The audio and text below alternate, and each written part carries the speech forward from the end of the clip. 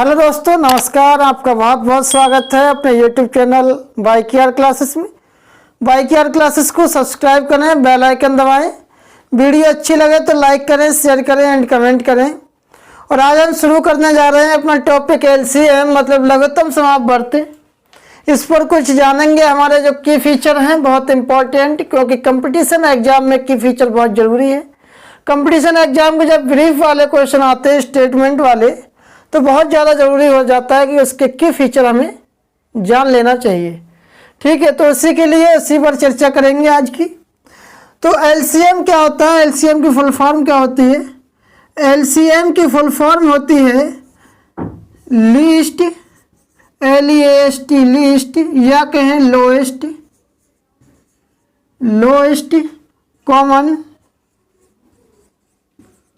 Common multiple.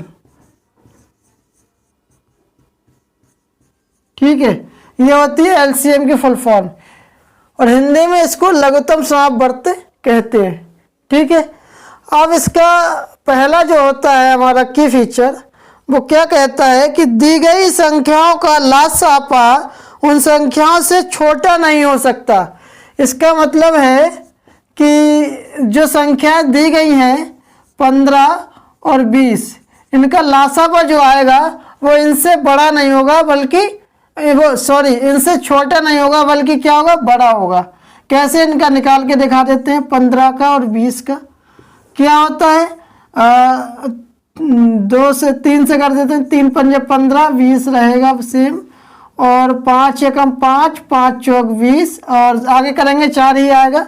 तो 3 पंजे 15, 15 चौका 60। ठीक है, 15 LCM आ गया हमारा क्या, 15 चौका 60। तो इन संख्याओं को देखते हुए हमारा ये जो LCM है वो इन संख्याओं से बड़ा है। यही बात इसमें बताई गई है इस पॉइंट में।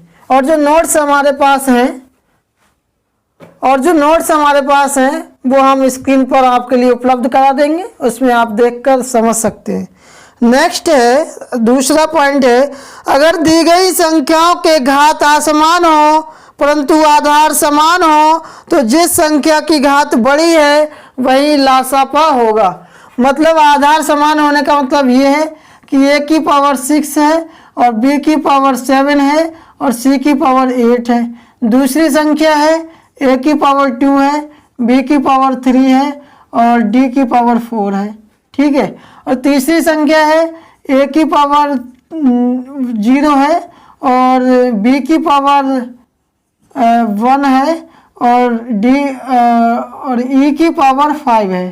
ठीक है, तो इसका अगर हम LCM निकालें तो इनका ये मतलब है कि अगर आधार समान है, जैसे A भी आधार समान मिल रहे। ठीक है, तो अगर ऐसे में आधार समान है तो वो संख्या लेंगे हम जिस पर हमारी घात सबसे बड़ी होगी। तो घात सबसे बड़ी किस पर, अगर A के लिए देखें दोनों जगह, तो A की पावर 6 बड़ी घात है। B को देखते हैं तो B की पावर 7 बड़ी घात है। ठीक है, अब C है नहीं किसी में आगे, तो हम C के लिए सेम उतार लेंगे, जैसा है वैसा। D भी नहीं है किसी में आगे, तो D के लिए जैसा है वैसा उतार लेंगे। E भी नहीं है तो E की पावर भी 5 लगाकर छोड़ देंगे। ये हमारा हो जाता है LCM। इम्पोर्टेंट थिंग कि ये है यहाँ पर कि अगर समान आधार के हैं, जैसे AB और AB, तो अगर समान आधार है और घात समान है, जैसा कि यहाँ इन संख्याओं में है, तो ऐसे में जिस आधार पर सबसे बड़ी घात होगी वही आधार हम कंक्लूड कर लेंगे अपने LCM के आंसर के लिए। ठीक है, थर्ड क्या है, दो असमान प्रकृति की अपरिमेय संख्याओं का लासापा नहीं ज्ञात किया जा सकता। क्या कहना है इनका कि दो असमान संख्याएं हैं, जैसे 2, 4, 6, ये ऐसी एक ये नेचुरल नंबर की श्रेणी हो गई, और एक इरेशनल की, जैसे 2√3, 5√3। ठीक है, और कहें तो 7√2, ये इरेशनल नंबर हैं। तो ये क्या हो गई, दो असमान संख्याएं हो गई दो तरीके की, तो इनका LCM ज्ञात नहीं किया जा सकता। क्यों नहीं किया जा सकता? क्योंकि इनका जो LCM करेंगे तो उससे पहले फैक्टर करेंगे या डिवाइडेशन विधि लगाएंगे, भाग विधि, तो इनका ना तो भाग होगा ना हमारा फैक्टर हो पाएगा। इसलिए इनका क्या है, LCM ज्ञात नहीं किया जा सकता। अगर ऐसी कोई संख्या ऑप्शन में दी है, क्वेश्चन में दी है, तो आप इसको नो कर देना, ठीक है, जैसा ऑप्शन हो वैसा। फोर्थ पॉइंट है हमारा, दी गई दो या दो से अधिक संख्याओं के लासापा में उन संख्याओं का पूरा पूरा भाग जाता है। जैसे हम यहाँ पर ले लें क्या, 20 ले लें और ले लें 12।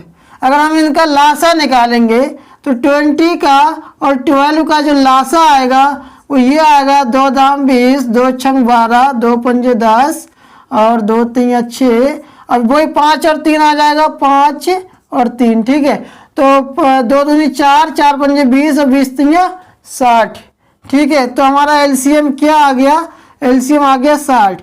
इसका मतलब ये था कि जिन संख्याओं का हमने एलसीएम निकाला है उन संख्याओं से हम अपने एलसीएम के लिए पूर्णतः विभाजित कर सकते हैं। कैसे, अगर हम 20 60 के लिए 20 से भाग दें तो 20 तीन 60 हो जाएगा, ठीक है। तो ये तरीका था हमारा करने का, ठीक है। तो ये चीज़ बताई गई थी कि अगर हम अपने एलसीएम के लिए अपनी संख्याओं से भाग दी जाए तो हमारा जो होता है मतलब डिवाइड करें तो वो पूर्णतः भाग विभाजित हो जाता है, भाग हो जाता है। पांचवा पॉइंट है, दी गई दो या दो से अधिक संख्याओं का सबसे छोटा उभयनिष्ठ गुणज ही उनका लघुत्तम समापवर्तक कहलाता है। कैसे, मान लो हमने क्या ले लिया, 4 ले लिया और इधर ले लिया 6। ये दो संख्याएं हैं, इनका फैक्टर करते हैं, क्या आएगा 1 इंटू 2 इंटू 2। 6 का फैक्टर क्या आएगा 1 इंटू 2 इंटू 3। अब इनमें से क्या है कि हम एलसीएम पर जब बात करते हैं, हमने एलसीएम पर अपनी वीडियो बना चुके हैं ऐसे ही बिट ट्रिक के साथ, और आप उस वीडियो को देखना ना भूलें, ठीक है। उसमें भी हमने बहुत सारे की पॉइंट्स जाने हैं, एक्सप्लेनेशन है उसमें, तो उसको लाइक करें, शेयर करें और कमेंट करें अगर वीडियो अच्छी लगे तो, ठीक है। सब्सक्राइब और बेल आइकन दबाना ना भूलें। तो अब हमने एलसीएम के लिए क्या कहते हैं कि एचसीएफ हमारा जो होता है वो सबसे बड़ा होता है, तो एलसीएम रह गया भाई, वो एलसीएम सबसे छोटा हो गया। तो सबसे बड़ा उसमें कौन सी संख्या से बनता है, जो संख्याएं एचसीएफ निकालते समय कॉमन होती हैं जो गुणनखंड में, वही संख्याएं हमारी सबसे बड़ी कहलाई जाती हैं। तो इसमें क्या क्या कॉमन है, 1 इंटू 2 कॉमन है। अब इसमें एक असमान संख्या भी है 2, मतलब असमान का मतलब जो कॉमन नहीं है, तो एक 2 है और एक 3 है। तो इसको जो क्या है कि जो कॉमन आते हैं उनको सबसे बड़ा कहते हैं जब एचसीएफ निकालते हैं। तो जब हम एलसीएम निकालते हैं तो इनमें कुछ संख्याएं कॉमन नहीं मिलती हैं, इस वजह से हमने इनको क्या कह दिया है, सबसे छोटी संख्याएं। तो सबसे छोटी संख्या इसमें कहा ये उभयनिष्ठ गुणज है, सबसे छोटा।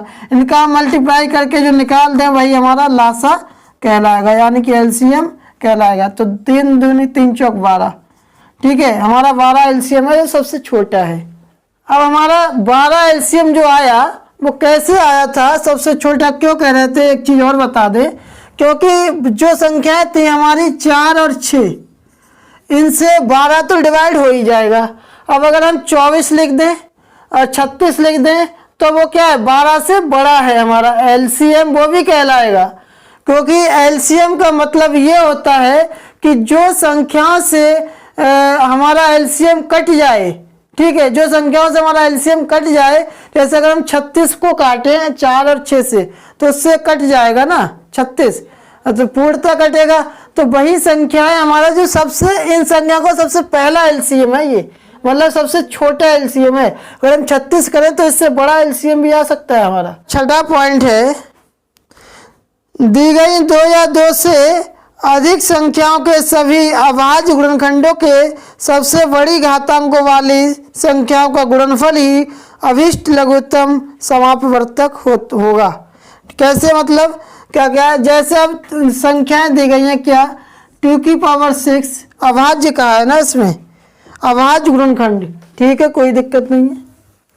अभाज्य गुणनखंड है मतलब 2 की पावर 2 है, प्राइम नंबर है, 2 की पावर 3 इंटू 6 की पावर 2, 7 की पावर 2 इंटू 3 की पावर 4।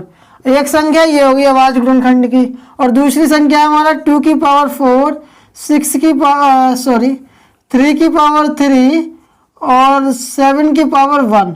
हमें इनका एलसीएम निकालना है किसका, अभाज्य संख्याओं का, अभाज्य गुणनखंडों का। तो क्या बताया गया है कि अभाज्य जो गुणनखंड हैं उसमें क्या करना है, हमारा जो आधार समान हो उनमें से जिस आधार पर सबसे बड़ी घात हो उसको लिख लेना है। 2 और 2, यहाँ पर 2 की पावर 4 है या 3 है तो 2 की पावर 4 लिख लेंगे, ठीक है, इनटू अब क्या आएगा 3 की पावर 3 है, 3 की पावर 4 है तो कौन सा लिखेंगे 3 की पावर 4 वाला, इनटू 7 की पावर 2 और 7 की पावर 1 तो 7 की पावर 2, ठीक है। तो ये हो जाता है हमारा आधार समान यानी कि प्राइम गुणनखंड के अभाज्य गुणनखंड के एलसीएम, ऐसा निकलता है। इसको कर देते हैं रफ।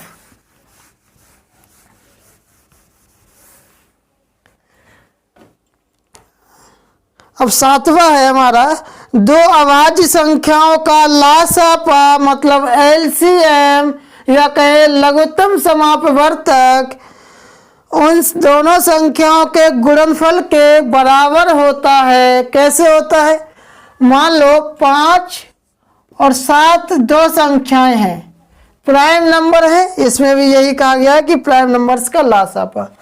हम इसका मल्टीप्लाई करते हैं 5 × 7 तो कितना हो जाएगा 35 हो जाएगा, ठीक है, 35 हो जाएगा।